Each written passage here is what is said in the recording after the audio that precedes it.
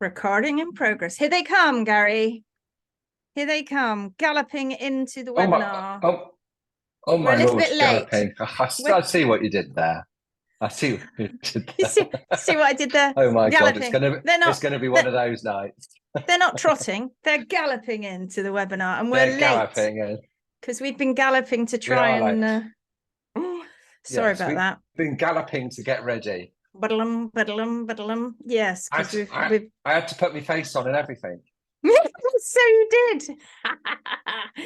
You definitely had to put your face on. Right, well, where are we now? Let me have a look at people who are coming in. Can you see people that are coming in? Let me see attendees. Okay, we've got Annette, we've got Annie, we've got Astrid, we've got Busk, we've got Bridget, we've got we've got loads. Hang on, let's get the chat up. We got Judy from Canada. Hi, Judy. Good to see you again. Tell us where you're from. Tell us where you're watching from right now. Hi from Australia, Courtney. Hello, Courtney. Good to see you with us. That's got to be early in Australia. We've got Carolia from Venezuela. So good to see you from Venezuela. Oh, where am I? I'm going too fast. We've got Yolanta from the UK. Hi, Yolanta. We've got Jane Woodhouse from Stafford in the UK. We've got Cohn. I don't know if I've said that right. From the Netherlands. Linda Carlson. Hello from Sweden. That was bad. Nance Searle. Hi from Eugene, Oregon. I don't know where Eugene is. I mean, you've just told me it's in Oregon. I've never heard of it before. Is it Eugene or Eugenie? I don't know. Sandra's one of our HMB pros, and she's tuned in from Czech. Valerie's here from San Diego, California. Rachel Briffus here, one of our HMB pros. Hi, Rach. She's from is it sunny in Cornwall? I don't believe it. No, she's got with an umbrella, as always. Michelle's from Australia, US. Helen. Hi, Helen, another one of our students. She's here today. Hi, everyone. Julie Saff, howdy from Julie in Texas. Jane Savage is here. Hi, Jane, one of Gary's clients. Hi from France. Tania Carr, Tani. Oh God, I'm saying these words wrong. I'm saying these names wrong. I do apologize if I'm insulting you with my terrible pronunciation of your names. Tani from Florida. Ruth Davenport. Hi, Ruth from Brittany in France. Hi, Ruth. Sarah Lolik from Istria in Croatia. Hi from Bridget, Isle of Mull in Scotland. Well, they're coming in from everywhere, Garry. Hampshire, UK, moving to Wiltshire next month. Good luck with that move. Good luck with that move. Moving all your horses? Are you moving all your horses there? I bet you are. Oh, let me just my neck of the woods. Big microphone down because you just big microphone. Louise, one of our students. Hi, Louise. Hello from Not So Sunny Newquay. You're on your honeymoon. Congratulations to the marriage of Louise and Caroline.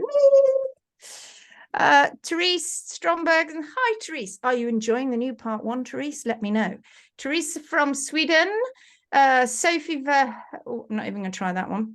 You can try that one if you want, Garry. I'm not even going to try that thanks. one.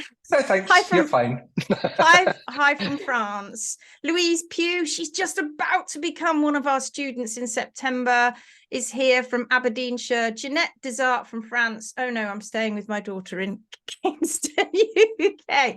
Lovely to see you. We've got quite a few people joining us and more coming in all the time. Hi from Barcelona, Maria. Good to see you too. Well, this evening, Garry, we're going to be talking all about wild horses. Wild horses. Why wild horses? What was the point of talking about wild horses? Well, I think that's why we're here. Is it why I don't know. Has somebody else done this webinar? Because I'm sure myself. No, you've done the webinar, but I know what's coming. I know you far too well. Okay, right. Well, we're going to talk to you a little bit about our online course, which we've just launched. Everybody has been waiting for. We launched it in our sort of pilot in about March, April time, if for those of you who've stuck around and know these webinars and been following us. And then we took it away again because it was great, but it wasn't that great. So we decided that we needed to add to it, and in add to it, we did. It needed to be better. It needed to be better. It needed to be tweaked. It needed to be tweaked. It did.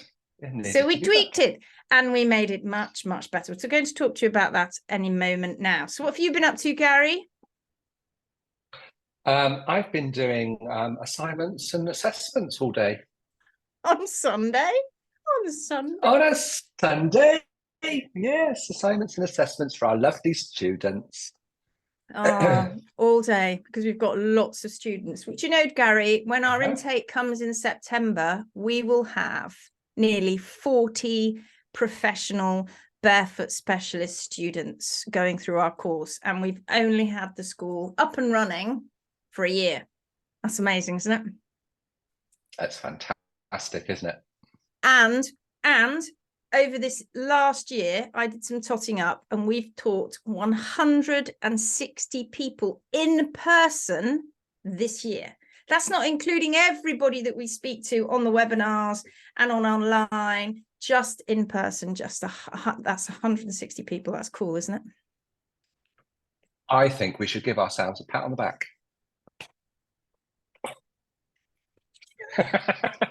I think we've done pretty good, don't you? Anyway, enough of the glorification of Garry and Lindsay and the HMIS school. Let's move on. Let's get on with it. Thank you, Maria. Maria says, well done. Thank you. Thank you. If you think that's amazing, give us a thumbs up. 160 people in person. And that is only in the UK. We are now moving outwards internationally, as you can see. And we are taking on, we've got students in France, professional students in France, in Czech, because Sandra's watching, in the UK, in the Orkneys, in the Shetland Isles. We're getting them from all over. And we've got our first student from South Carolina in America joining us in September. She's our first brave person who's come from the States. So well done to Rainey Chadwell, who'll be joining us in September. Okay, let's move on then. So shall I share my screen? Go for it. Right. Okay, here we go. Ta-da! Can you see that? Give me a thumbs up or one of those emojis. Okay.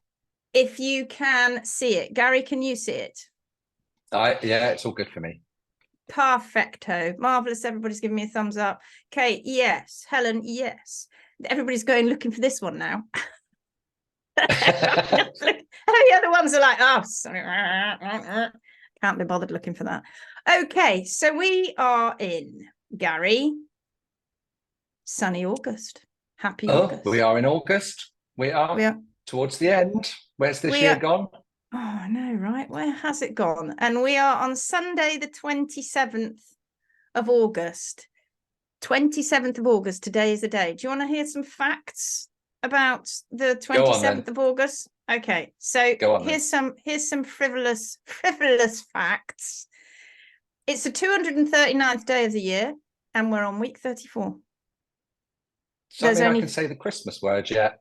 No. Not allowed. And although we are only 52 weeks in the year, aren't we? And in 1964, on this day, Disney's Mary Poppins was released. Do you remember that? Cheeky. I wasn't far behind it, though, I have to say. It's one of my faves. You're a smidgen closer to it than me. Closer to it than me. It's not on. Everybody knows you look older than me. That's dreadful. In 1813, Napoleon, we're going to be talking about him later, Napoleon won the Battle of Dresden against the Austrians. So if there's any Austrians watching and any French watching, it's okay. You don't need to fight anymore. It's all good. It's all good. We're all happy here. We don't fight each other anymore. And finally, it is National Just Because Day. Did you know that? Just because. I'm not sure I understand. No, and it's National Just Because Day because it's here to remind us, or remind you, Garry, to change things up a little bit and do things not for a reason, but just because. So you had to do all your assignments and assessments for a reason, but you could have done something else today as well, just because you felt like it. Just because. So it's National Just Because Day. So there's some happy today is the day facts. So now we're going to tell you a little bit about us. So for those of you who have heard this all before, go and get a cup of tea, but don't be too long. Gary's going to walk us through this, aren't you, Garry? Who are we? I am. So, who is HMIS? We are the Hoofing Marvellous International School of Horse and Hoof Care. What do? We teach naturally balanced horse and hoof care. Where do we do it? Now, it's all over the world. Yay! Yay! Yay! And how? So we do it via in-person workshops. We love those. We love them, don't we, Garry? Love our in-person workshops. We've only got one left in the UK this year, which is in the beginning of November, and that's in Essex. So if anybody can get to that, that would be amazing. We love our in-person workshops, but there were so many people that were saying, well, why can't you come to us? Why can't you come to us? And of course, there's only Lindsay and I right now.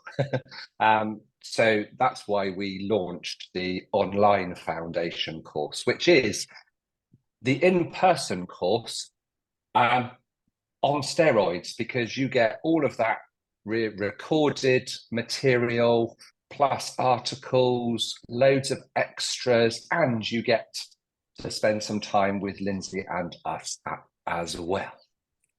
And so if you can't get to the UK, then the online foundation course is good for you.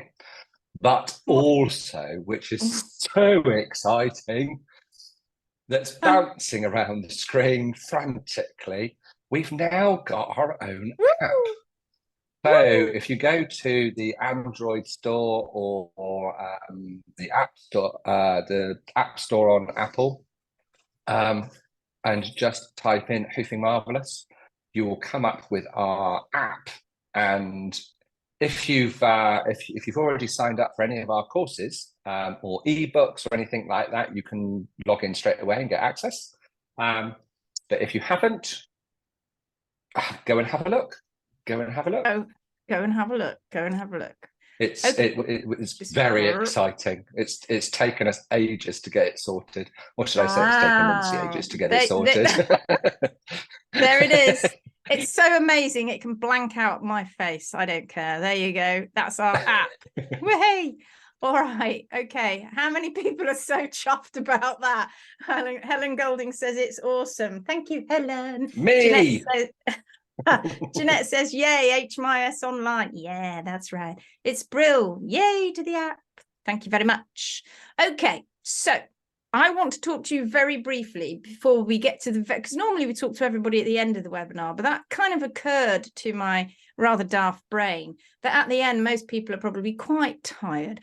So I thought I'd tell you all of this at the beginning. So we were telling you earlier about our online Horse and Hoof Care Foundation course, which is Garry's was just saying. It's our workshops on steroids with loads of videos, of bonus articles. You've got quizzes, you've got assignments, you've got all sorts of stuff. Plus you've got live sessions.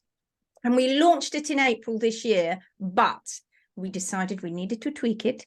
And so we took it offline and we tweaked it and we did more to it. And we decided we wanted to give you even more value for money. And it is incredible. There is nothing quite like this course anywhere. So it's an online Horse and Hoof Care Foundation course.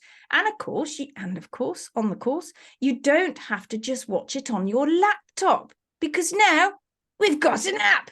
Did we tell everybody we have an app? Here it is. Ooh, ooh, ooh, ooh. No, stay. Did you say a nap or an app? A nap. I said a nap. They're not allowed to have a nap. They're not allowed to have a nap. You're not allowed to have a nap, and especially not around our when we're doing webinars. But the most amazing thing is, because we launched it and because we're lovely, wonderful people, and because we want to try it out on lots of guinea piggy people, we decided to go half price. So we have a half price, super duper duper half price sale. But it's only for a limited amount of people. And we've already sold quite a few of them, haven't we, Garry? But it is a super duper half price sale.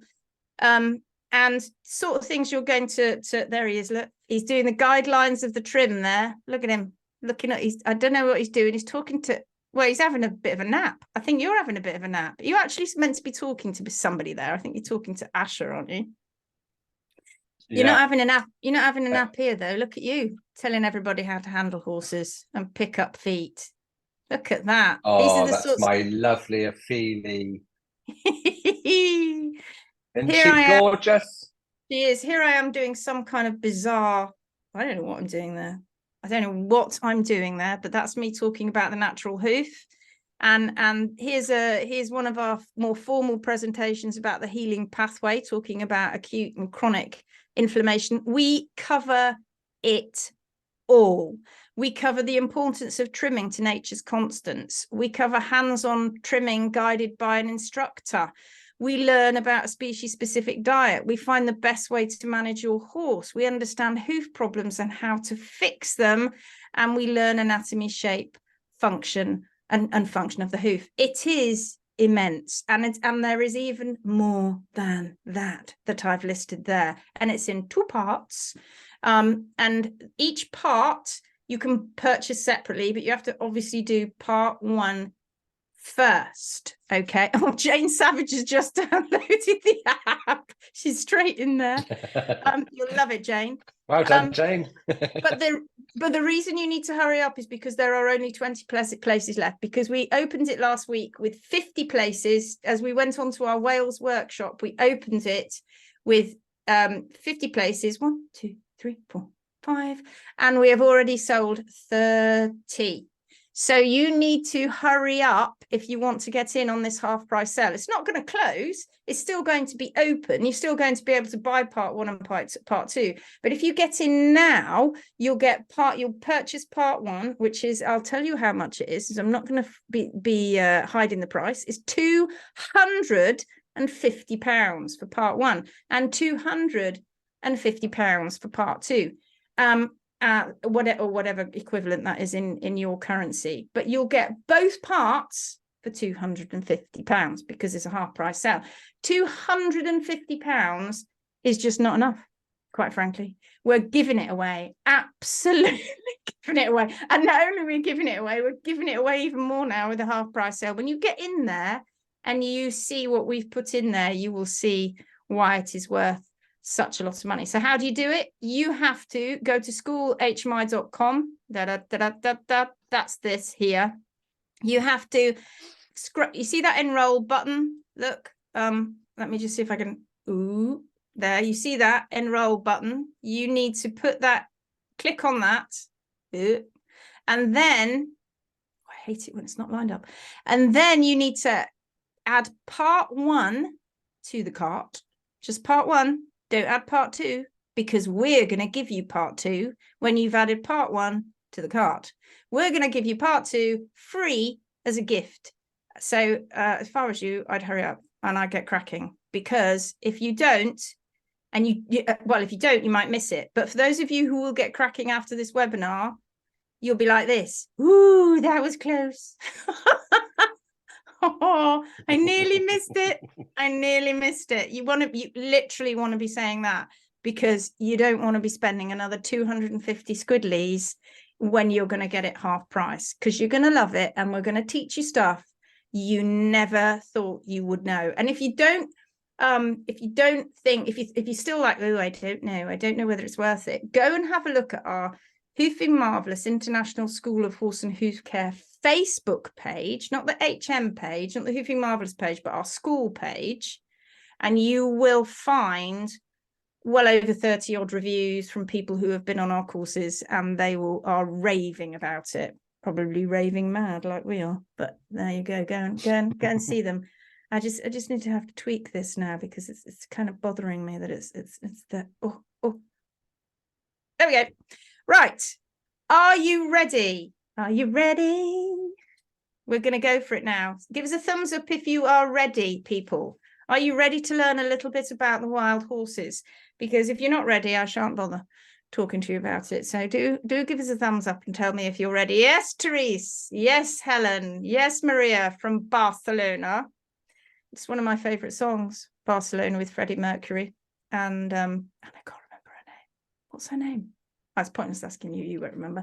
Tanny, Ruth Davenport. Yes. Oh, it's gone out of my head. Somebody Montserrat. Oh, that's it. Oh my! Wow. Where did you drag that from, Garry? I can't remember what her Christian name was. That was her. Okay, they're ready. Let's go for it. So today we're going to be looking at the wild horses. So we're going to be discussing if the wild horses are a relevant model for the hoof care of our modern day domestic horses, because it's a bit of a hot topic, isn't it, Garry? It is. And I think we'll ask the question again at the end. That's a good way of doing it. So I think that having that question in your mind, then we'll crack on and rabbit on about our thoughts, and then you make your own mind up at the end. Yeah. Okay. So what are we going to be looking at in this webinar? We're going to be the titles or the topics we're going to be covering. Are the wild horses anything like our domestic horses? Has domestication changed the evolution of the horse? Which wild horses, if any, should we be following? Because that's an interesting topic in itself. Can the wild horses teach us anything helpful? And what guide should we use for the hoof care of our domestic horses? So that's what we're going. Let me just move my microphone a little bit. That's what we're going to look at today. So first and foremost, are the wild horses anything like, our domestic horses? Well, you see that place there, Garry? That is the US Great Basin, a place that most horse owners in the world have never entered into. They've never been there. They may have seen some pictures of it, but they've never been there themselves. And the US Great Basin is also known as wild horse country. Now, I do know that a lot of people here this evening will probably have their own opinions, but we are hoping that they will share those opinions with us because it'll create chat. Not too much chat, because we've got a lot to get through. But this is wild horse country. It doesn't look like Cornwall in the UK, does it? It doesn't look like where we are in France. This is what these horses roam through every day of their lives, and this is what they look like. These are the sort of horses. Now, forgive me here. I just need to ask Garry a quick question, if you don't mind. Garry, those horses there. Yes. Are they horses? Yes. Yes. Yes. They're Are you sure about horses. That? Are you sure about that? And how can you tell? They have big heads, long necks, and 4 legs, and a tail. And yes, they are definitely horses. Fantastic. They are not a cat. They are not a dog. They are not a giraffe. They are horses. They are horses. And look at these horses. Slim, says Louise Pugh. And these horses, look at where they live. Look at the terrain they are moving over. And you know how far they move in any given day, Garry? Oh, that's going to be around about 25, 30 miles a day, something like that. It can be that. It can vary. It can vary, but it can go up to that. They go long distances, and they go long distances because of why, Garry? What are they doing? Why are they heading off? Are they going off to watch Netflix? Is that why they go that far every day? No, it's for food, water, shelter, and as you can see, they're not going from one blade of grass to another blade of grass that is right next door. They have to travel to get food.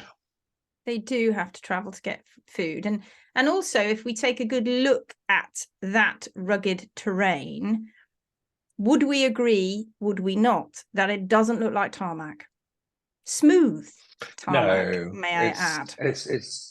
It's definitely not tarmac or concrete, is it? I would say it is more challenging than tarmac and concrete, wouldn't you? I wouldn't want to run over it, would you? I bet if we ran over it, we'd do our ankles in. Yes. But is then they are quadrupeds. They've got better balance on. They've got 4-wheel drive, and we haven't. No, quite right. We literally are a terrible design, and we fall forward every time we walk. It's a bit pathetic, really, and 2 legs as bipeds.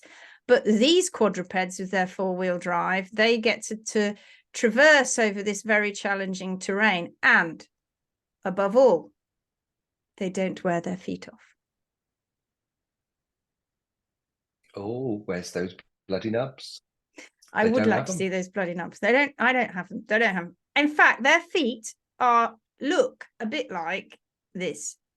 So this is a cadaver hoof off a wild Mustang that was taken off the US Great Basin plains by the BLM, that's the Bureau of Land Management. And this foot I believe it belonged to a Mustang mare. And it's been cut in half there. You can see that's the top left-hand photo. Can you see my pointer? Can you see my pointer? Great. Yeah. And we're not going to go through this because we've been through this in previous webinars, and probably will go through it again in webinars coming up. In fact, I feel an anatomy webinar coming up, Garry. Do you feel anatomy webinar coming up? Oh, that would be very nice and nerdy, and would suit us down to the ground, wouldn't it? It'd be nerdy. That'd be right up our street. That'd be up our street. Who else would like an anatomy? We could even bring some bones. Who else would like an anatomy workshop, an anatomy webinar? Would you like us to go a little bit deeper into the hoof and into the legs and into the bones and into the ligaments and the tendons? And yes, says Tanny, I would like that very much. People would like that, Garry. So we will definitely do an anatomy one. Helen Golden wants it so much she's put it in capital letters. Maria, of course. Yay, like school, but more interesting. Yes, it is. I have just seen an order come in. Somebody has just made an order. That's 19 left now, people. Half price. Let me just check because it flashes up on my phone. There's only 19 left now. All right, so this, Garry, is this wild Mustang hoof. Now, in the top right-hand corner, we're going to be picking up on this picture a couple of times as we go through this webinar. But this foot, it's the same foot, has never been touched by human hand. This is shaped the way it's shaped because of where it lives, right? And it moves, or did move, bless it, an awful lot of miles a day, every single day of its life.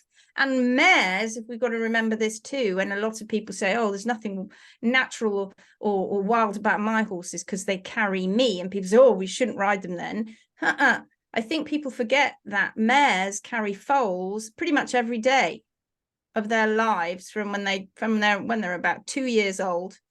And they do that all the way up until they pop the clogs. They do it for a very, very long time through their lives, and carrying a foal is heavy. And they carry the foal as it grows for 11 months, as you well know. And it's a long period of time to be keeping up with the herd, and to be anybody that's ever had a baby. Have you, Garry? Have you ever had it? No, you haven't. I have had 2, and I felt like an elephant, probably looked like an elephant, at least from halfway through my pregnancy. And I can tell you now, I would not have been running across those boulders in the Great Basin carrying the big baby that I had inside me, or the babies that I had inside me. So we must not scoff at that. We mustn't go, oh, well, we're not riding them. So therefore they, that it's irrelevant. It's not irrelevant, because these animals are especially the mares, are carrying heavy loads for quite a long time of the year, every single year. So it's important. But if we just look at that, just keep our eye on that, and just think, yeah, wow, that is a foot that has never, ever been touched by human hand. Now, there are people, Garry, who will say that these feet aren't right. We've heard them. People who have popped up in the last few years on the internet and got a little bit popular, and telling people all kinds of things like it's crushing horn tubules at the back. Pardon? Any animal that is in any form of pain in a foot is not going to be able to traverse every single day challenging terrain like that. It's just poppycock. That is English for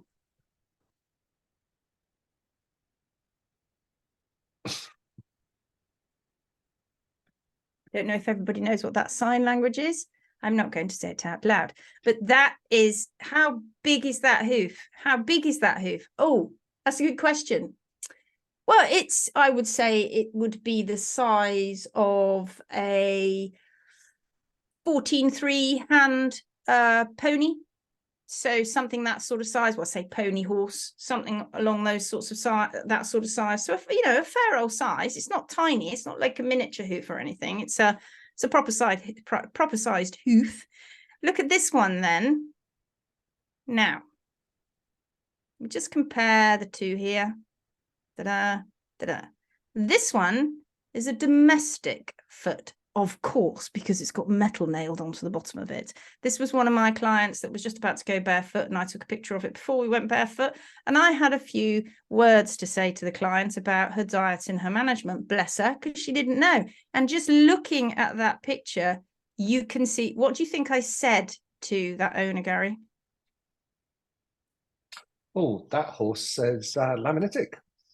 It is. Why do we know that? Just by looking at that, but just from the outside. Just looking at that foot, we've got reoccurring event lines pretty much all the way down. So that's an indication of inflammatory episodes as the horn is being created at the coronary band. It is.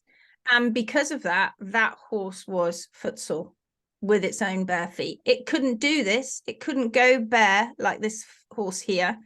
It needed to be raised up off the ground in one of these contraptions, in this, which adds weight to the horse's foot, incidentally, and causes them to, it affects their stride. So this metal shoe has been nailed on through this, what was perfectly lovely sealed hoof capsule, nailed into it because this foot was sore on this sort of ground. See this flat concrete here? This horse was sore on this. This foot here? No. This foot was going over that kind of terrain, right? But this foot couldn't even cope on this sort of ground. But many people would say, Garry, that the reason for that is because these two are not the same. Boom, boom, boom, boom. They're not the same, some would say. Because we have a wild horse. There it is. There's a wild horse. We have a feral horse.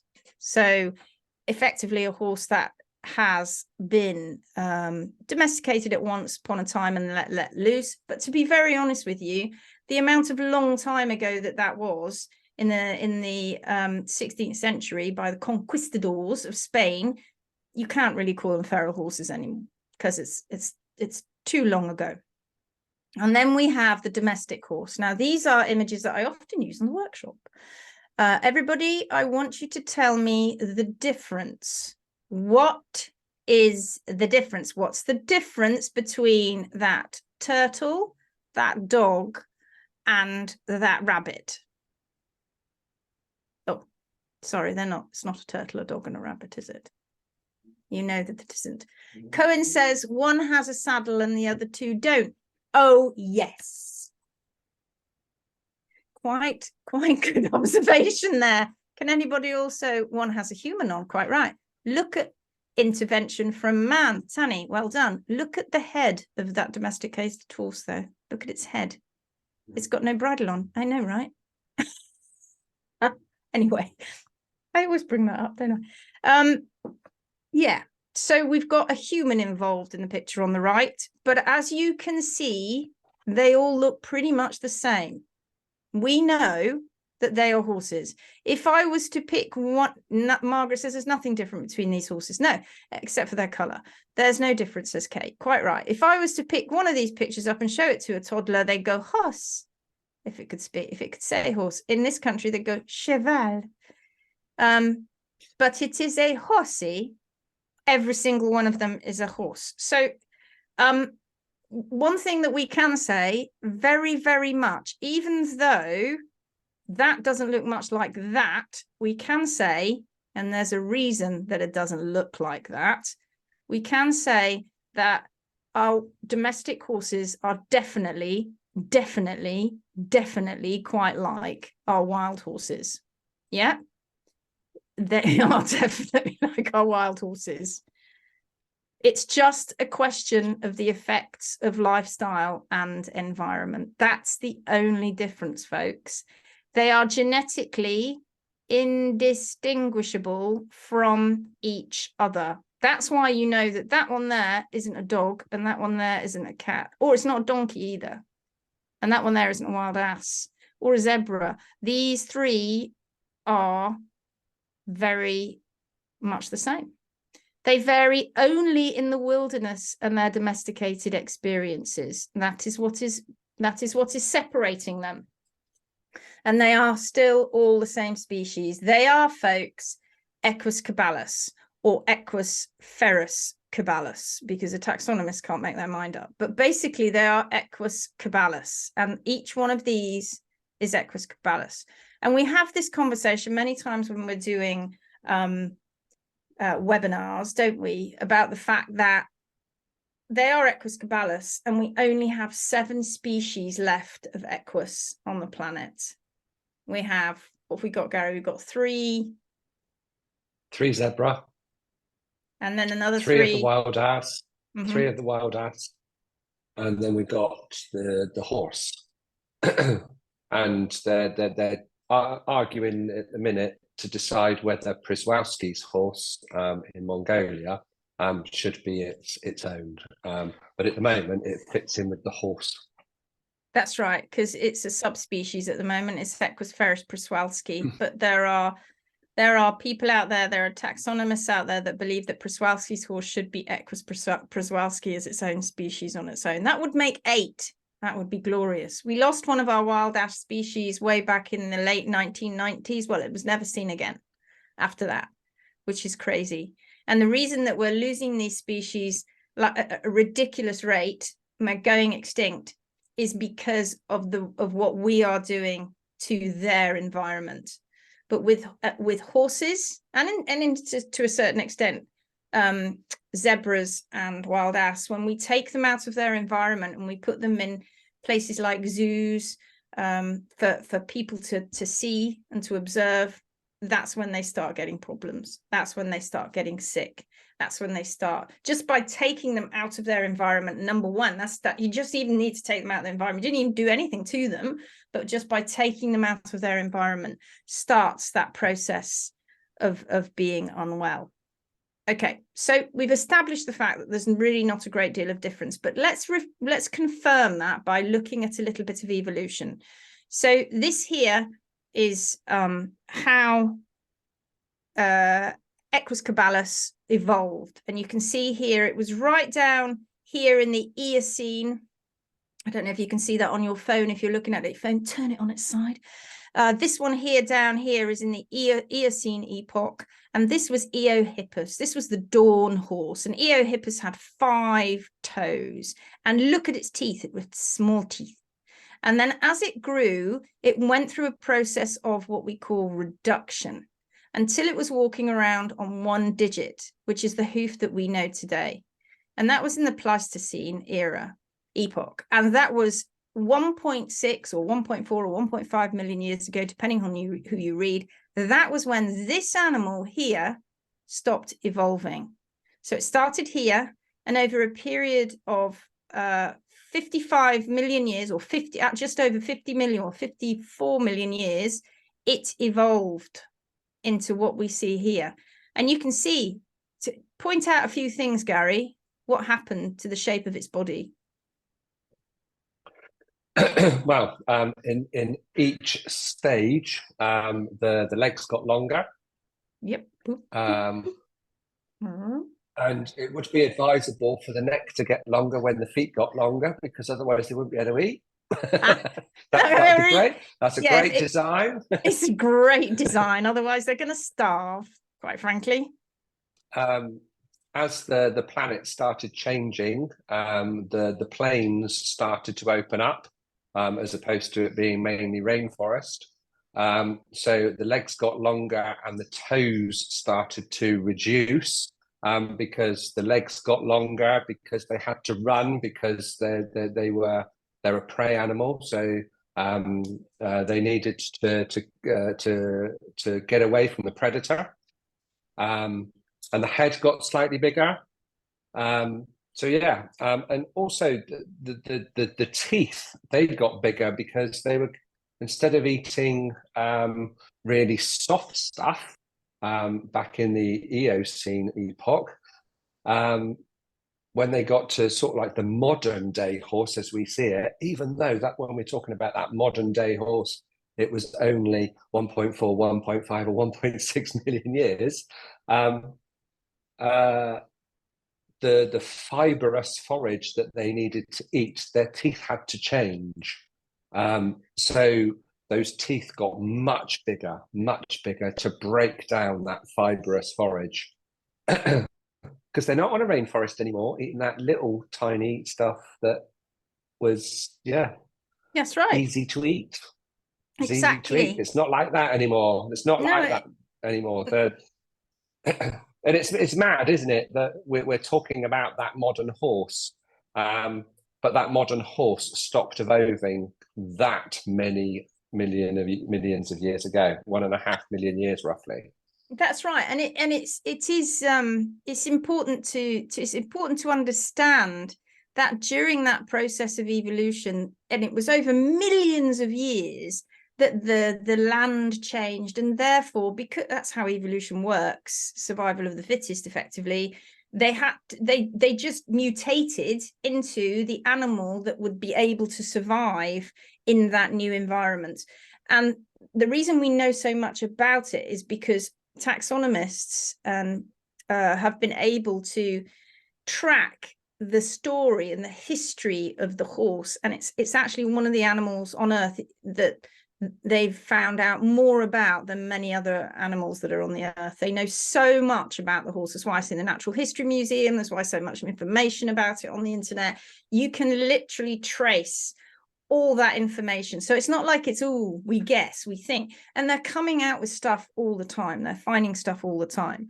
And when were human beings on the Earth, Garry? Yeah. When were human beings on the Earth? When did we arrive? Well, I say Homo sapiens. When did we arrive? Now you're asking. 100,000 years ago. Double it. 200,000 years ago. 200,000 years ago. But so that's still a short amount of time, isn't it? Yeah. And we didn't domesticate horses until about 6,000 years ago. That's how crazy it is.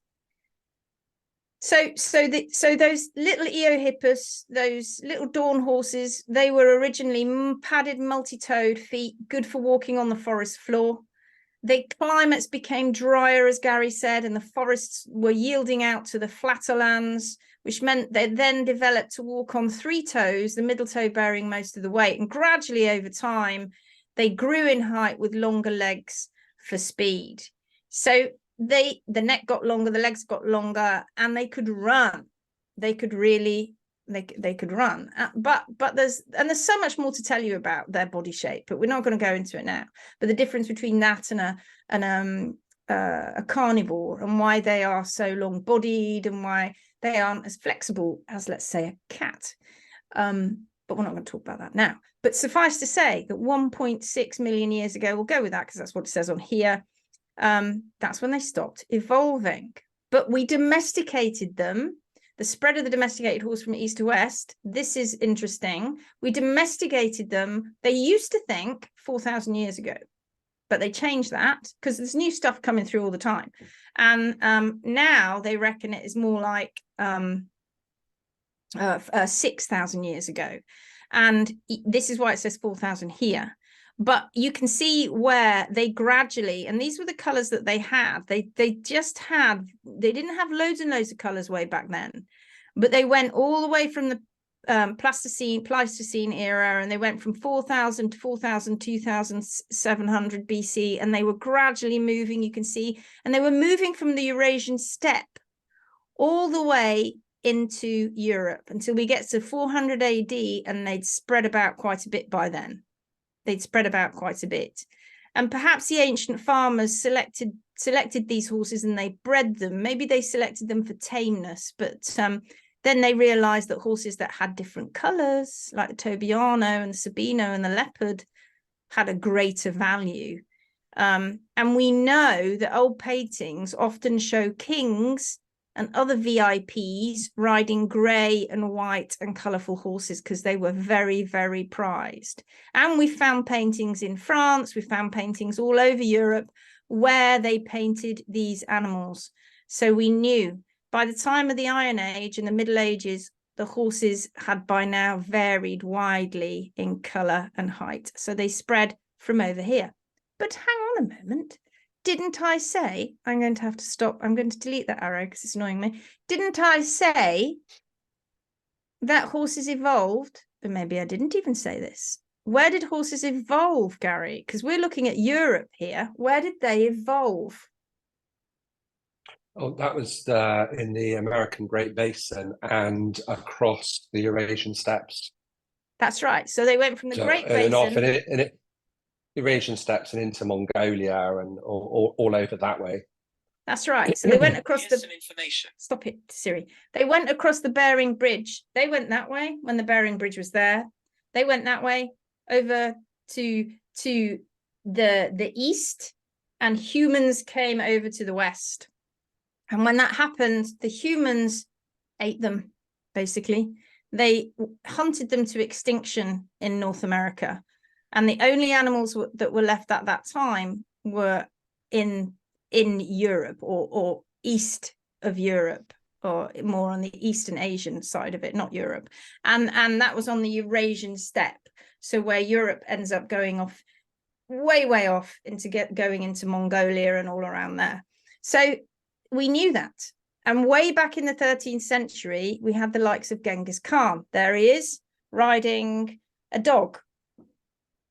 No, he's not. He's riding a horse. He's riding a horse because he knew that horses could get him a long way quickly, and it had an advantage over his opponents. So Genghis Khan was in the 13th century, and he rode horses because he was trying to conquer all around Eurasia and trying to be the Mongolian Empire. He was taking that Mongolian Empire. So this was Genghis Khan in the 13th century. Now let's just pop through our domesticate a little bit. I mean, we're only going to do a couple of slides, but let's just see if they all look a little bit the same. So if we go further forward and we get to the 16th century, so the 1500s, we get the Spanish conquistadors. And there he is, look, la-la. And he's got to America now. And I mean, he's covered up quite dramatically, this horse, but I think we can probably see it's definitely a horse there. And these were going into America in the 1500s, and they came in through the Caribbean, and they spread. Some of them escaped, some of these horses, and this was in the 1500s, and they went north. And they went back eventually to the Great Basin and repopulated that area. And they basically did a full circle. They started in the Great Basin. They went across the Bering Bridge. They evolved there. They went across the Bering Bridge. They then became extinct because humans ate them. And then they ended up in the Eurasian steppe. Genghis Khan was one of the kings of the empire who used them to fight, and they gradually, well, even before Genghis Khan, they were spreading west, and they were changing color. So this one's actually looks like a grey dapple one. This one here in the Spanish conquistadors. It's not an easy word to say, that, Garry. Not an easy word at all. Then if we go forward into the 18th century, even though we know that Napoleon was a bit of a sailing man, here he is pictured on his horse, although if we look at his front feet, he's got shoes on. that horse has definitely got shoes on. It looks to me like it has anyway. I'm not going to blow it up because it'll annoy me to get it back again. But this was Napoleon Bonaparte, later obviously known by his regal name, Napoleon the First. And he was a French military commander, and he was a political leader as well, wasn't he? And he rose to prominence during that French Revolution, and he led those successful campaigns during those revolutionary wars. And this is him in the 18th century. So look, dun, dun, dun, dun, dun, he domesticated the horse, but by now they were feeding them not quite rightly, and they weren't keeping them not quite rightly either, because when Genghis Khan was about, these animals lived out on the erosion steppe. They didn't have stables, they didn't have roads per se. They had very rough, rugged terrain. They definitely didn't have any bag feeds or supplements at all. Not here, and not here either. No bag feeds, no supplements, and pretty much not here either. Although they were starting to feed them incorrectly as we go along. This is what is changing with these horses, is it was their diet and their management was beginning to change. So they didn't look any different, but the diet and the management started to change. And then, whoom, who's this? This is Peder Fredriksson in the 21st century. And he has he's on H&M all in there, and he's got his hand up going, oh yes, because he was H&M all in was he got silver in the Tokyo Individual Olympics in the show jumping, and Henrik von Eckermann on King Edward, and the poor lady that rode with them, who had a shod horse, poor lady, you can never remember her name. Sad. I feel awful about that. I must learn it. The three of them won the Tokyo Olympics, and H&M all in and King Edward were barefoot, completely barefoot. And King Edward is massively acclaimed in Olympic history because he was one of only a very, very small handful of horses, not even a handful, who have gone right through the Olympics without knocking down a fence. But this is Peder here with H&M all in, and his horse is barefoot. And you can put any little swing on it you like, or spin on it that you like. Oh, well, he had stuff painted on his hooves. No, he didn't. Oh yes, well he did. He had they were doing other things to his feet. No, if you find out what Peder is actually doing with his horses, him and other top show jumpers like Henrik and a whole host of other ones are now taking their horses barefoot, because they know that these horses will have less injuries, they will have more proprioception, and they will be able to go faster and win. And we've known this now for a very, very, very long time. But it isn't just about taking the shoes off. It's about making it healthy. And as we went on in history, and we went from Genghis to the conquistadors, to Napoleon, to Peder today, not much had changed, except the way they kept their horses and the way they fiddled with their hooves. So that is what changed. So which wild horses, if any, should we be following? Because we do follow the wild horses, right? So which ones should we be following? Oh, I might have got rid of my chat box. Low Francis Low. Francis, hello, Francis. She says, is it true that shoes are originally developed as weapons of war? No. I think that was just a happy little coincidence for them, to be fair. They were developed by the Romans because the horses' feet were starting to crumble because of the way that they were keeping them. They'd taken them and confined them and started feeding them incorrectly and weren't allowing them to move very much and confining them in pee and poo, and therefore their feet were starting to deteriorate. And so therefore that some bright spark, no, it probably was a bit of a bright spark, came up with nailing. Well, actually they didn't. They used hippo sandals first, which were leather. Then they had a combination of leather and metal, and then they started nailing on metal onto the bottom. But yeah, as a happy coincidence for them, probably, they found out that having metal on the bottom of the horse's feet was quite good in war. It's quite lethal in war. Cohen says, do you know what what their trimming method is. Always curious how they did that and made the transition. They should know all the changes that are needed in food and all that. Curious they did that, you know. I'm talking about the show jumpers that went barefoot. Well, it's getting better and better and better with the show jumpers. For the life of me, I can't think of this the young Luxembourg show jumper. If anybody can remember his name, because it's just gone pop out of my head. But there's a young show jumper that's getting more popular in the circuit, and he's winning lots, and he comes from Luxembourg, and he's taking it a step further, because when he takes his horses to competition, he doesn't want to keep them in stall everybody else. What he does is he looks for places that he can take his horses where they can go out and they can be in a little herd and be like horses. So they're working it out, because you wouldn't take Usain Bolt, would you, and sit him in a toilet all day and then say to Usain, incidentally, I just want you to run 100 meters. Everybody else has been bobbing around and has been exercising, but you be sat in your toilet. I fed you all these wonderful things and I've given you loads of lovely massages, etc. But even so, you've now got to go and run and win that race. Usain Bolt would be like, no, I've been sat in a toilet all day. What do you want me to do? Perform miracles? No. I hurt myself if I try and run after I've been sat on this toilet all day long. Therese says Malin Barriard Johnson is the name of the female member. Oh, thank you very much. Bless that girl. Hopefully she's taken the shoes off her horse. So which wild horses, if any, should we be following? So we have studied the US Mustang, not massively, but we do know the ethology and the ecology of the Mustangs. But there have been studies on the Australian Brumbies. That's it. Victor Bettendorf. That's the one.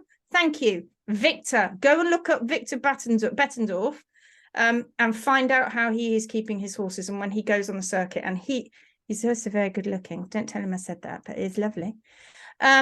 So you've got the US Mustangs, or should we be following the Australian Brumbies? What do you think? What do you think, Garry? Don't let it all out the bag now. Well, I know which one I'd be following. Cohen says the Mustangs. Right. Let's ask people. Wakey. Why should Cohen says the Mustangs? Gary's not telling you which one he'd be following, but I think we pretty much know. What do everybody else think? What version of the wild horse should we be following? You have a 50-50 chance here, because there have been studies on both. Shetland ponies. Yes, we love Shetland ponies. Depends where your horse lives and what terrain, says Linda Carlson. No, so we're talking about the wild horses. So the studies that have been done on them. The Dutch wild horses here in the wetlands, so some of those. The ethology of these horses is important. We can study the ethology of the US Mustang and the ethology of the Australian Brumby. We can follow how their herd dynamics work, and we can follow how they behave in a herd, because that's important, because they are the same species, they will behave very, very similarly in those herds. But there's a big difference when it comes to the health of the horse and the health of the hooves, because studies have been done on the US Mustangs, and we've seen those studies. Jamie Jackson is one of them that did the studies, and that's where he found out a great deal of information about the how incredible these horses' hooves are. And then when we go over to the Australian Brumbies, we've had people like Mark Hampson, who have done studies from the University of Queensland, who have done studies on the Australian Brumbies. And he found, Jamie Jackson found the epitome of health. He found incredible feet. When it came to Brian Hampson, I do beg your pardon, I'm saying Mark, it's not called Mark, it's called Brian. Brian Hampson, when he did his studies, he found that a lot of the Australian Brumbies had signs of low-grade laminitis, inflammatory processes going on in their feet. He found that there were issues with their feet. So he kind of turned around to Jamie Jackson and went, no, you can't study the wild horse, because the wild horse is showing us that there are problems in their feet. So it's a bit of an issue. Now, Nance Searle says the US Mustang, because the Mustang's genetic pool may be more diverse. Now, that's an interesting thing. And I think you're quite right. And there's a good reason for that, because Equus evolved in the Great Basin. We know they did. We've not made that up. They found Eohippus there. They know all about the evolution of Equus. But during that time when they were evolving, the world was changing and the continents were moving apart and they were moving around. And Australia went, which hand, I'm going to eat that one. And Australia went, no, and moved away. And it wasn't even like quite a long time ago in the great scheme of things, a few million years ago. And they moved away from the rest of the continents. And when they did that, guess what, Garry? There was no horses that lived on Australia. That's right. They didn't take any horses with them. They weren't there at that time. So no horses were in Australia. That's why Australia has so many unique animals. They're unique because they all evolved there without any interference from any genetics, from any other animals from anywhere. So they evolved there. So that was the difference. And so if Equus actually arrived in Australia only a couple of hundred years ago with the first fleet in 1788, which was also when some cattle turned up and some sheep. Basically, that's when they arrived. You cannot take 200 years of an animal that stopped evolving 1.5 million years ago and say, well, their feet aren't great. Well, I'll tell you why their feet aren't great. And their feet aren't great is because it'd be almost like putting a kangaroo on Dartmoor with a bunch of Dartmoor ponies and going, that kangaroo isn't thriving. He's got problems because he didn't evolve there. That's not where he lived. And so it's important that we understand that. Sarah, I think that's a really cute photograph. It's probably a wallaby, actually, more than a kangaroo. Sarah Lollick says it is more important to implement more movement over various terrain in the 24-hour management plus low-calorie forage and see what the hoof tells us and how it responds to this movement rather than apply a specific trim to every horse. Aha! So that's really interesting what you say, Sarah, because the way that we do this is exactly what you're saying. What we do is we co-trim. We don't go, oh, you should definitely do this. You should chop the toe off every single horse's foot, or you should have personal preference trimming. That's not what we do, is it, Garry? No, certainly not. We follow basically nature's guidelines. The horse. You remember that picture that we saw at the beginning, where that hoof that had been not touched by human hand. That how nice and rounded and almost pebble-like it was. There are slight arches in the quarters, but we don't put them there. When you know how to read the foot, the horse moves in when it's in a domestic environment, the horse does a certain amount of movement, and we encourage that. But there are not many horses that are going to be traveling 10, 15, 20, 25 miles a day, even in a domestic environment. So there is going to be a certain amount of what we would call behavior-driven wear. But then we come along as hoof care professionals, and if there is an excess, we take off what they haven't. So we don't personal preference trim. We don't leave a little bit of heel or take an extra bit of toe. All we're doing is mimicking. Don't like the word mimicking. We're co-trimming. The horse is doing a certain amount, and then we're doing the rest because they are in a domestic environment. That's it. Correct. And Sarah, if we just allowed horses to do exactly what you just said, that's fantastic. And we have many clients on our books who we don't trim from many weeks to the next, from many months to the next, even our own horses, because we are allowing them to go into equilibrium with their environment. But if that horse isn't moving enough, or if that horse isn't on the right diet and management, and they do have underrun heels because their heels have grown too long, and the way that the horn tubules move, it moves underneath the foot. That is not how that horse needs its foot. That's not how it wants its foot. It's just overgrown because it's excess. If they end up having laminitis and their feet become distorted, you need to know, and many domestic horses have distorted feet. You need to be able to know these horses' constants, otherwise you will completely lose the plot in knowing how to bring that horse's foot back to what it needs to be. So can those wild horses tell us anything or teach us anything helpful? Wild horses remain a very valuable source of information. We need to study their ethology and ecology to help us guide us with our domestic horses. If we ignore them and we say, no, there's nothing wild or natural about all horses, then we would be silly to do that. Cavalry mounts, work horses, and escaped or abandoned saddle horses have all contributed to the wild horses lineage way back in the Great Basin. And the wild horse provides us with the ability to find out more in-depth knowledge about the species of equus. Now look at this. This is a cadaver hoof. It is a cadaver hoof that is a domestic cadaver hoof. It doesn't look anything like that wild foot, does it? Not a jot, because this animal has had issues with its diet, issues with its management. It's had not enough movement, therefore it is overgrown.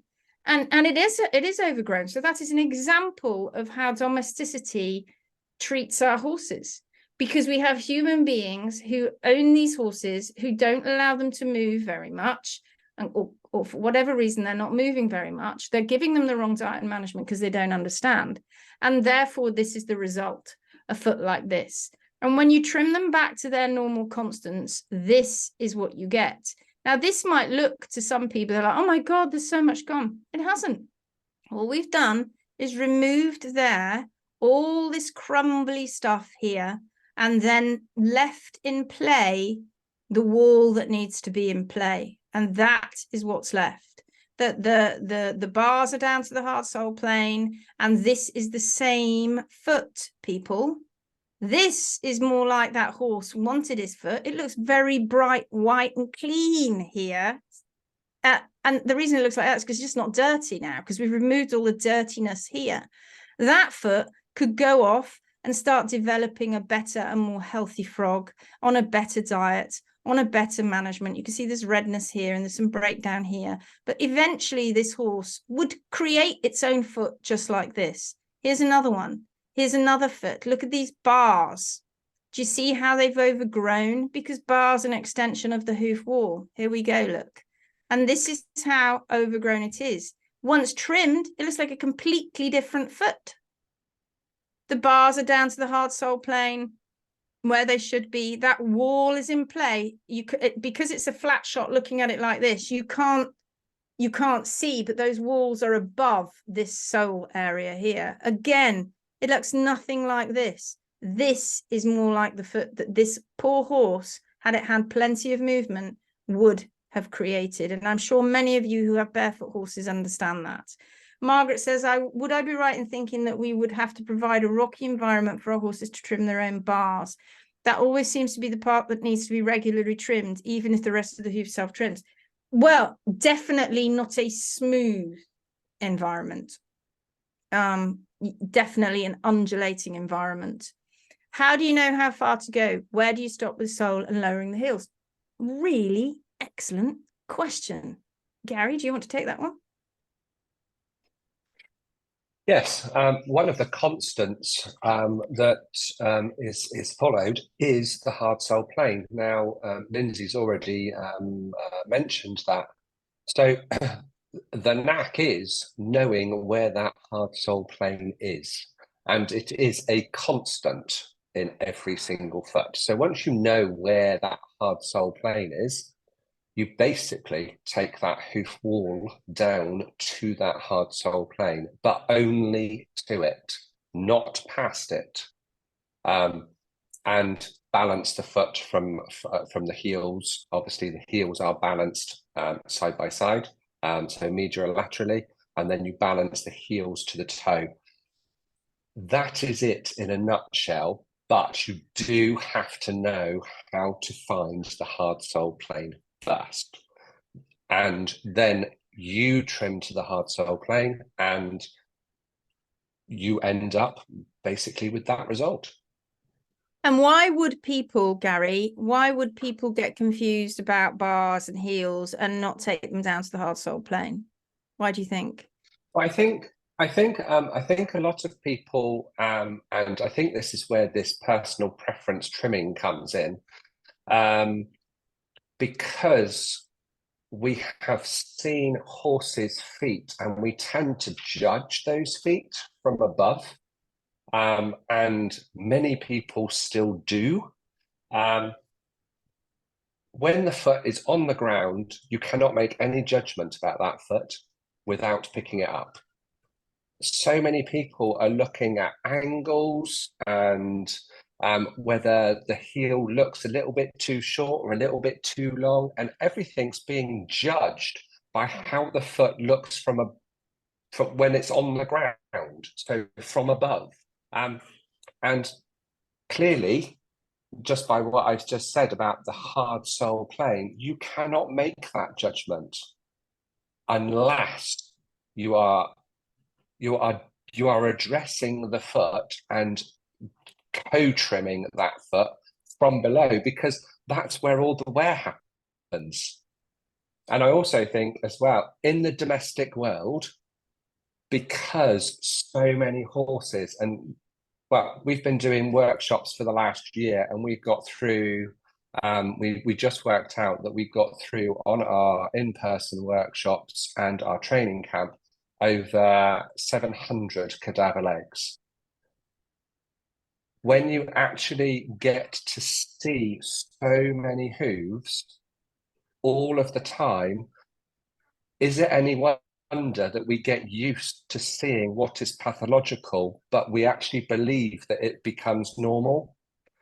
Just because it is very, very common doesn't mean that it's right.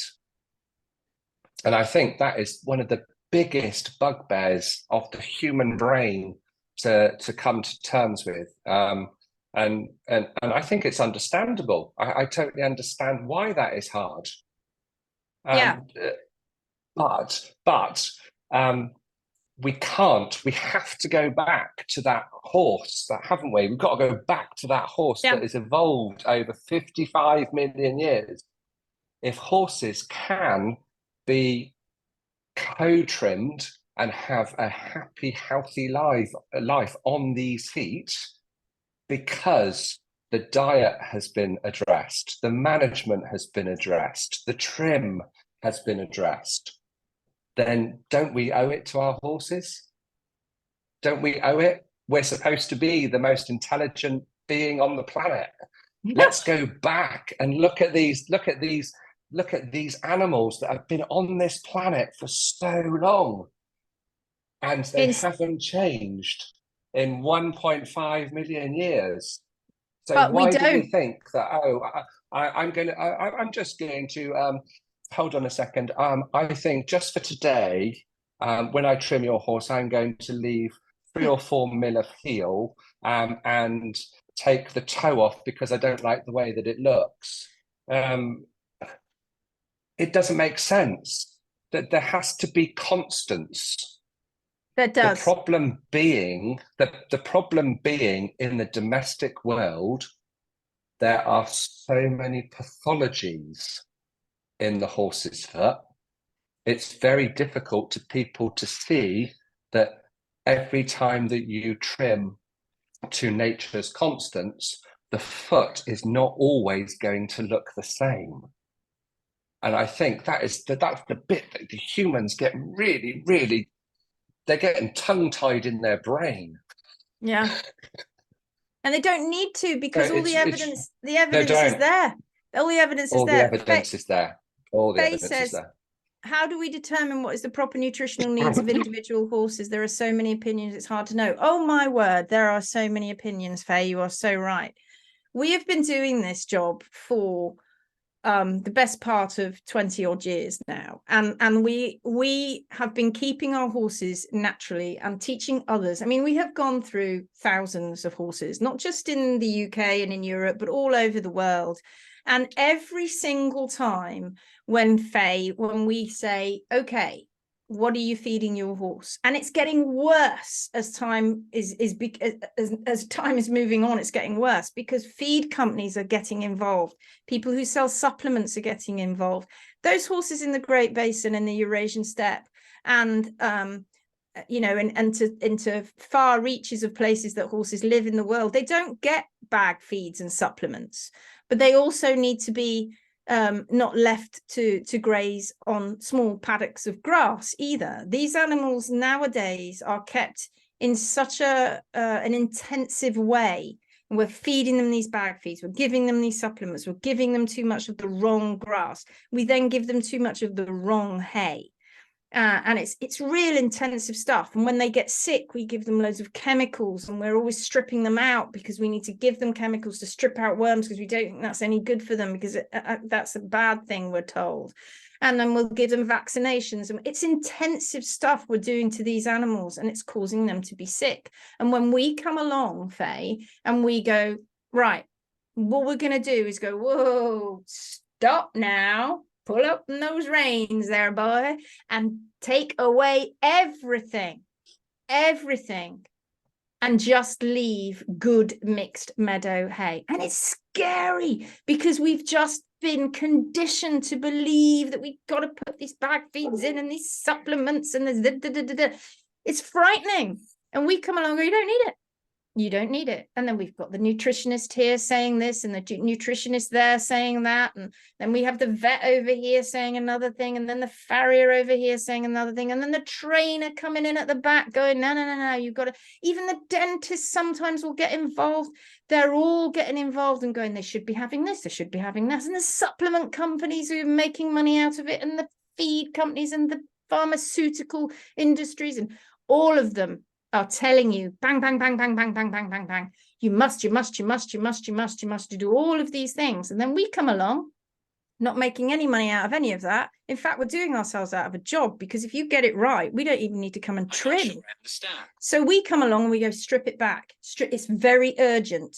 You need to detox your horse and strip it back. I'm not going to shove a load of detoxing supplements in there. I just want you to feed mixed meadow hay, fiber, because if you know how the gut works, you know what needs to go into that hind gut to make that, give that horse energy, then you know that it's only mixed meadow fiber that it needs in mixed meadow hay, that natural fiber that it needs in our domestic was the closest we're going to get, right?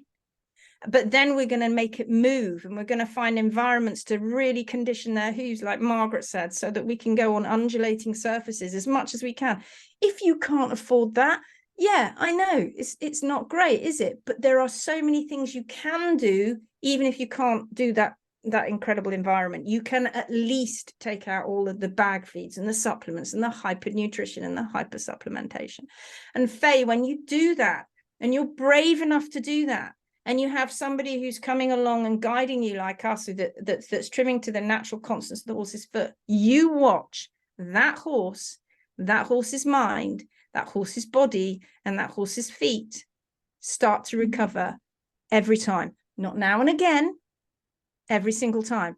Not, oh, I've got a little bit of a luck here. No, every time. Every breed, every horse, everywhere in the world, if you do that, they recover. Now, why? Because we look back at the ethology and the ecology of those wild horses out there in the Great Basin, and we see that they are not involved with all of that sort of stuff, and they have amazing feet and amazing bodies. We can't change history for your horse. We can't go, well, your horse has got all these pathologies, it's going to get 100% better. We can't do that, and we can never promise that. But what we can tell you is it will get better than it is, much, much better than it is right now. And for those horses that had a lot of intervention, like I'm going to show you next, then it's sad. It's sad. And what humans do is we go for vanity rather than sanity. Let's take a look at this. So this is a horse that was a cadaver horse. Obviously, it lost its life. We go through, like Garry said, we've been through over 700 cadaver hooves this year, and we see a smorgasbord of terrible shutting the stable door once the horse is bolted kind of situation. So this is a horse. He's got, without a shadow of a doubt, the reason that they were padding him up at the back and wedging his heels was because he had what they call a negative plantar angle. This is a hindfoot, and he which means that P3 is too negative, so the tip of 3P is pointing up. Now they think that the reason for that is because the heels are too low. In actual fact, this horse had underrun heels. They were further underneath his hoof than they should have been. But this horse had a toe length longer, not even including the shoes, longer than what is acceptable for a natural foot before the shoes were added. Then the shoes and the pads were added. And so they didn't address the toe. And you don't address the toe by doing what they were doing here and rasping it down from the top. You can only shorten that length of toe from underneath. And they didn't understand. And it's so simple. And this is happening all the time. But rather than address the heels and bring them back and give that horse the surface area it needs to back to that horse's constance of the hard sole plane, and then balancing it from heel to toe and getting that correct, that toe would have then shortened. His P3 wouldn't have been in a negative plantar angle. But that's only part of the story of this poor horse. Because you can see here the contraction. You can see how long this horse has been in shoes. You can see the breakdown of the frog. Now, we took all of this off, and we also cut this foot in half, but I'm not going to show you all of those things because we haven't got time now. But they also had studs on here. Here and here were road studs. They put all this stuff inside. Inside this horse's foot was a disgusting, stinking, smelly mess. It is not healthy. It is not helping. It is wrong, and it needs to stop. And it is all about vanity over sanity, because this horse for sure was being ridden with terrible feet like this. We know that from the wear on his shoes, and we know that because he's got road studs in, and we know it because of the amount of money this owner would have spent trying to shore their horse up in order for them to ride. But long ago, this horse had started having problems. And sad to say, folks, because you're all owners here, it starts with you, because it starts with the diet and the management, and then the poor, incorrect hoof care, because the owner wants to ride and doesn't understand that hoof care. Then it just starts going down that tunnel, or that funnel down to the end, which was this horse's demise. And you having that, being empowered with knowledge, and we can only tell you so much on these webinars, and we've done lots of webinars now, but you being empowered with the right kind of knowledge, learning about the right trim, even if you don't ever want to trim your horse, you just need to be able to have that knowledge to be able to talk to your vet, to talk to your farrier, to talk to your dentist and your nutritionist and your trainer and all of those people. If you have that knowledge, it will take you right up here. Because I can tell you now that what we teach you in those online courses, in that online course and in our in-person workshops, you will know more than the majority of professionals that are out there. Because this professional, he certainly didn't know. He or she did not know, and neither did the owner, how to keep a horse in order to look like this. This is sanity, folks. These are all domestic horses except for this one. This is the wild one, and these are domestic. But look at them. Do they look like this one? No. Do they look like that one? And that one? No. Look at them. And all that's happened here, every single one of these horses has been trimmed, not necessarily at the time this picture was taken, but they are all kept on a natural environment to try and encourage their feet, or to try and remove the excess that is not needed, that doesn't need to be there. And look at them. Look how close we are getting to this, folks. So let's not go for vanity.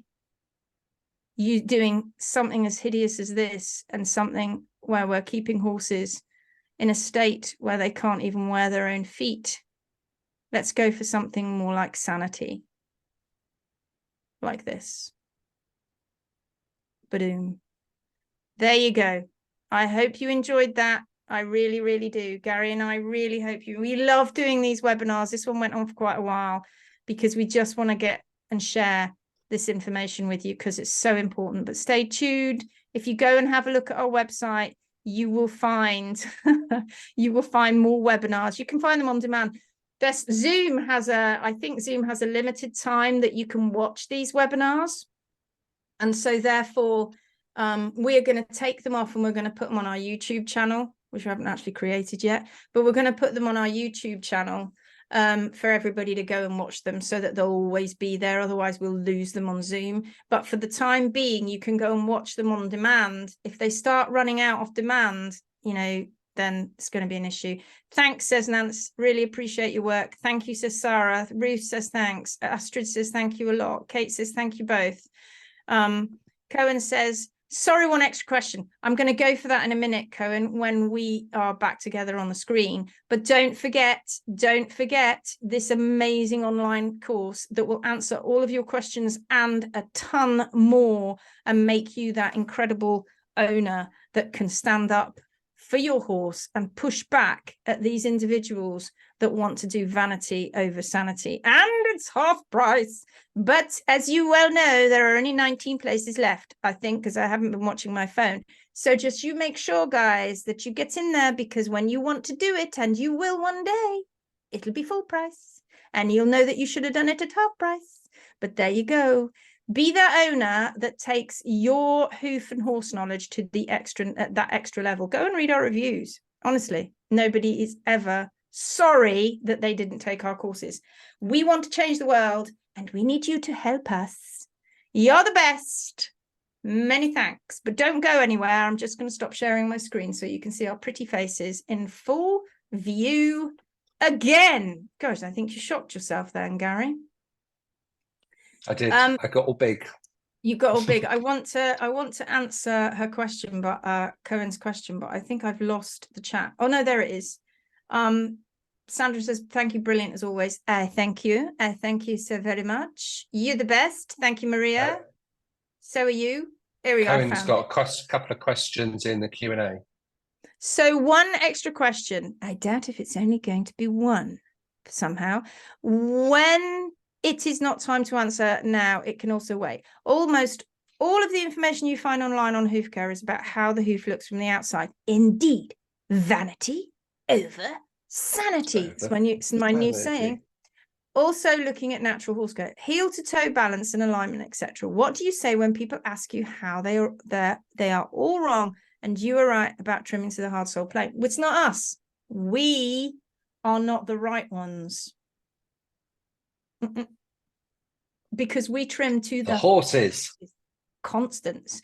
We're the only natural hoof care practitioners like us who trim to the horses constants, are the only hoof care professionals in the entire world who actually trim to what that horse needs at that moment in time. And the only reason we know that is because we follow those constants.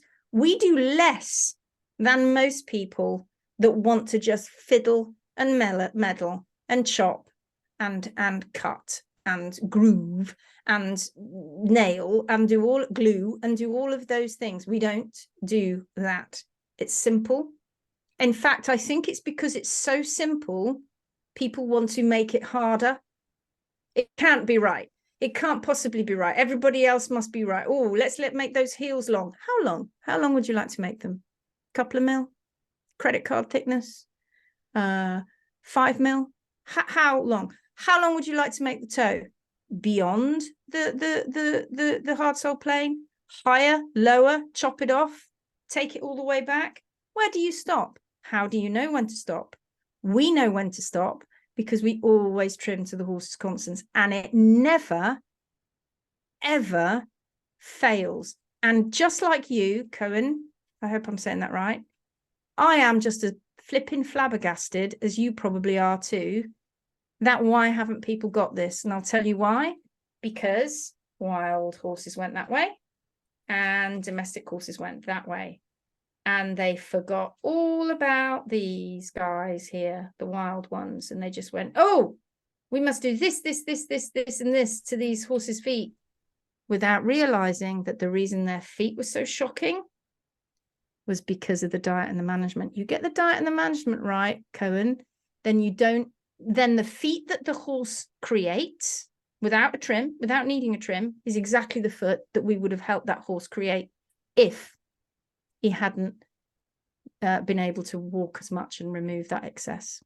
So that probably didn't answer your question, but hey ho. Francis says, other trimmers have left my horse so sore. Working to the hard sole plane has kept him more comfortable. Thank you. Thank you for your explanation. You're very welcome.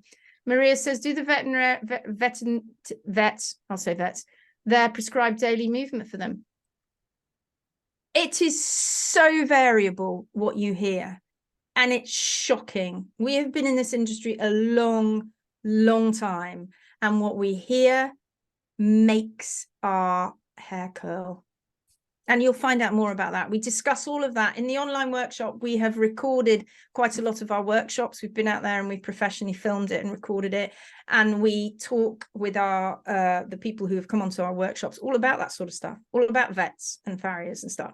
And we're not being rude or demeaning them in any way. We'd love them to open up their minds a little bit more and go, oh, do you remember these wild horses out here? Please don't ignore them, because you need to understand why they are so healthy in the Great Basin. Don't get taken off track and be following horses that have only lived in an environment for 200 years, because that's a bad idea. So yeah, there you go. I would love to have loads of cadaver legs to carve into it. I find it fascinating. Well, you can get them. You can actually get cadaver legs, and you need to get 2 to be on part 2 of our course. It's not as scary and as difficult as you think. You can get hold of them. All our HMB pros, when they come onto our professional course, have to have a leg per module of the first 3 modules, and they get more than they need so they can practice on them. You can't practice on a living horse. It's not possible.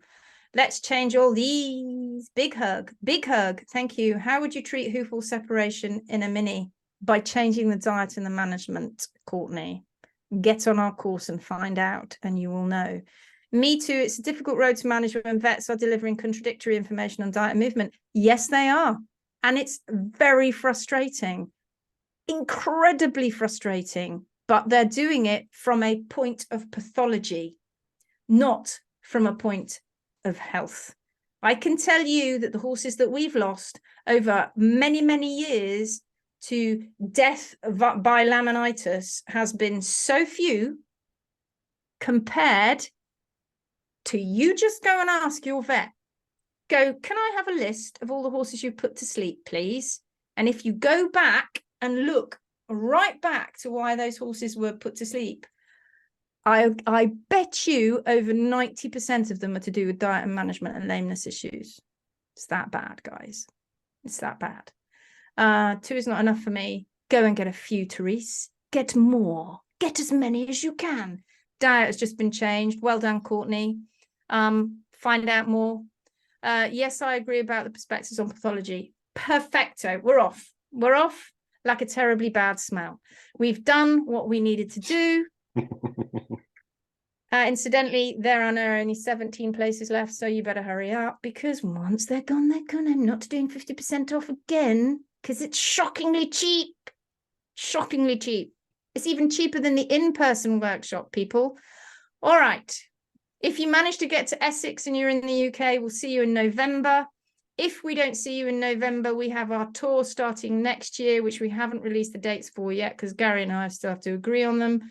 And that's another 6 or 7 workshops next year in person. But of course, if you miss us, you can always do our online course. I think I've plugged it enough. we are going to go.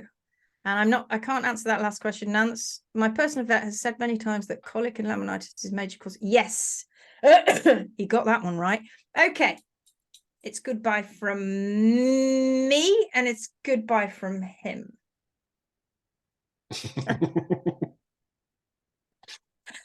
See you next time. See you next time, Thanks folks. for joining. Thanks for joining. Tatty bye now. Bye-bye.